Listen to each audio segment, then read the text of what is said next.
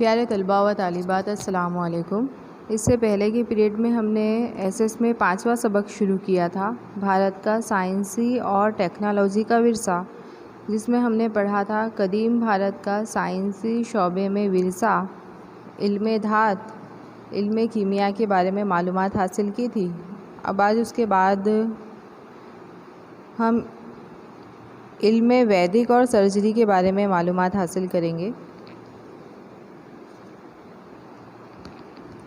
तो कदीम दौर से ही भारत ने इल्मे वैदिक और सर्जरी के शोबे में हैरत अंगेज़ कामयाबी हासिल की है। भारतीय इल्मे वैदिक के अजीम माहिरों में महर्षि चरक, महर्षि सुश्रुत और वाग्भट का शुमार होता है। महर्षि चरक ने चरक संहिता नामी किताब लिखी, जिसमें 2000 से भी ज़्यादा नबाताती दवाइयों का जिक्र किया गया है, यानी 2000 से भी ज़्यादा जड़ी बूटियों का जिक्र किया गया है। इसी तरह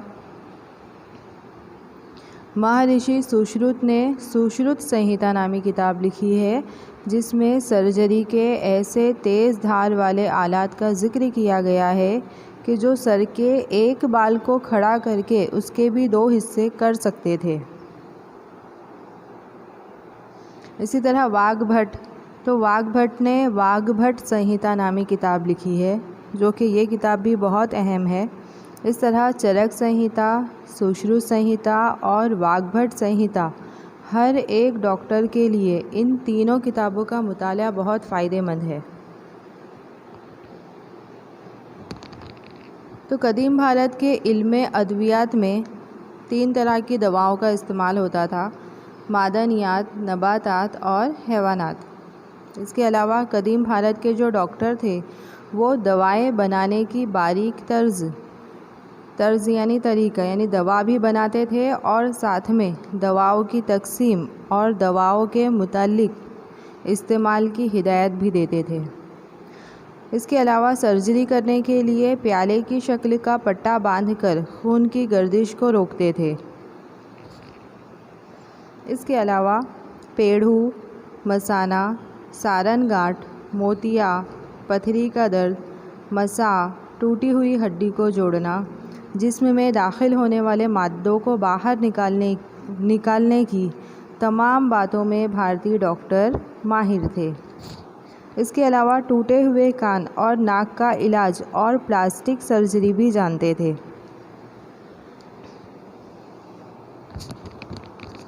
तो मेडिकल साइंस की तालीम देने के लिए जो तलबा होते थे उनको मुर्दा जिस्म या मोम का पुतला दिया जाता था ऑपरेशन वगैरह करने के लिए। कदीम भारत के जो डॉक्टर थे वो औरतों और बच्चों की बीमारियों के भी माहिर थे और बीमारी अच्छी होने के बाद परहेज़ी भी बताते थे।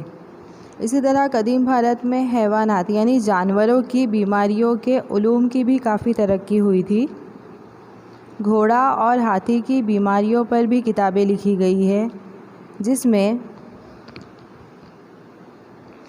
घोड़े के लिए अश्वशास्त्र नामी किताब लिखी गई है, जो कि शाली होत्री ने लिखी थी, और हाथी की बीमारी के लिए हस्ती आयुर्वेद नामी किताब लिखी गई है।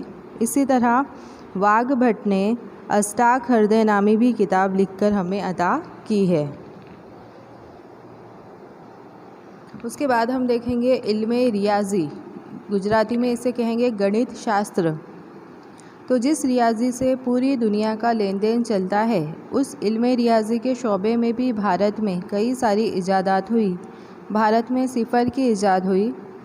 इसके अलावा आशारिया निज़ाम, अलजिब्रा, ख़ती इल्म जैसी कई सारी इजाद हुई। तो सिफ़र की इजाद आर्यभट्ट ने की थी। इसके अलावा हिंदसे के पीछे सिफ़र लगाकर लिखने के बानी गुरु तस्मो नामी ऋषि थे, यानी इन्होंने हिंदसे के पीछे सिफ़र लगाया। कदीम भारत के इल्मे रियाजी के जो माहिर थे वो इतने माहिर थे कि एक अदद लिखते थे, एक अदद के पीछे 53 सिफ़र रखने के बाद उससे जो रकम बनती थी उसके भी नाम तय करते थे।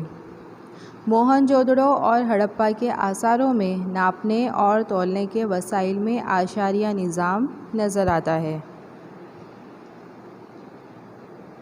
इसी तरह भास्कराचार्य तो भास्कराचार्य ने 1150 में लीलावती गणित और बीज गणित नामी किताबें लिखी है। उन्होंने जमा और तफरीक की भी इजाद की। इसके अलावा आर्यभट्ट ने आर्यभट्टीम नामी किताब लिखी है और इस किताब में उन्होंने पाई की कीमत 3.14 होती है ये बताया है। इसके अलावा आर्यभट्ट ने जमा, नफ़ी, जज़रुल मकब की मालूमात दी है। इसलिए आर्यभट्ट को इल्मे रियाज़ी का बानी कहते हैं, यानी इल्मे रियाज़ी की बुनियाद डालने वाला। इसी तरह आर्यभट्ट ने आर्यभट्टीम भी किताब लिखी है और दश गीतिका नामी भी किताब लिखी है। उसके बाद हम देखेंगे इल्मे फ़ल्कियात और इल्मे नजूम, जिसे गुजराती में कहेंगे खगोल शास्त्र अने ज्योतिष शास्त्र। तो इल्मे फ़ल्कियात यानी कि सैयारों का इल्म, आसमानी इल्म, और इल्मे नजूम यानी कि सितारों का इल्म। तो उलूम में यानी जितने भी इल्म हैं, जितने भी उलूम हैं, तो उलूम में इल्मे फ़ल्कियात जो है वो सबसे पुराना इल्म है। इल्मे फ़ल्कियात के मुतालिक कई किताबें भारत में लिखी गई है और इन तमाम किताबों का मुतालिया क़दीम भारत की विद्यापीठों में किया जाता था। तो इल्मे फ़ल्कियात यानी सैयारों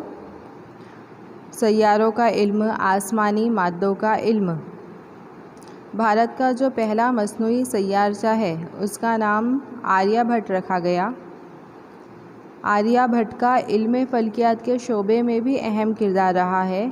उन्होंने ज़मीन अपनी महवर पर गर्दिश करती है और चाँद ग्रहण का सही सबब ज़मीन का साया है, ये सबसे पहले आर्यभट्ट ने साबित किया। इसी तरह ब्रह्मगुप्त ने ब्रह्म सिद्धांत किताब में मिकनातिस के उसूलों का ज़िक्र किया है। इसके अलावा इल्मे नुजूम के माहिर में वराहमिहिर का शुमार होता है। वराहमिहिर ने इल्मे नुजूम को 3 हिस्सों में तकसीम किया है, तंत्र, होरा और संहिता। उन्होंने बृहद संहिता नामी किताब लिखी है और इस किताब में आसमानी सैयारों की इंसान के मुस्तक़बिल पर होने वाले असरात, आदमी की खुसूसियात, शादी का वक्त, तालाब, कुआं, बागीचे, खेतों में फसल बोना वगैरह मौके के अच्छे वक्त की मालूमात फ़राहम की है। उसके बाद देखेंगे इल्मे तामीरात के बारे में, जिसे गुजराती में कहेंगे वास्तुशास्त्र। तो क़दीम भारत का फ़ने तामीरात के शोबे में भी अहम किरदार रहा है।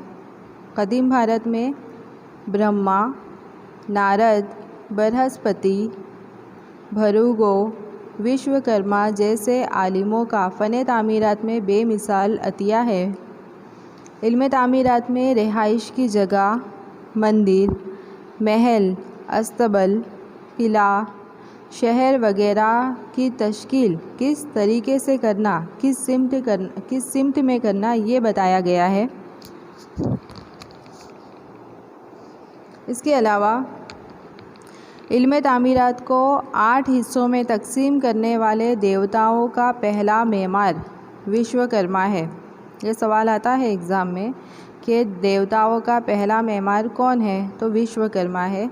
तो इल्मे तामीरात में जगह की पसंद, मुख्तलिफ़ अशकाल, जसामत, सामान की आरास्तगी, देवता, मंदिर, ब्रह्म, भोजन कक्ष यानी कि रसोई घर, बेडरूम वगैरह मुख्तलिफ़ मकामात की मालूमात फ़राहम की गई है।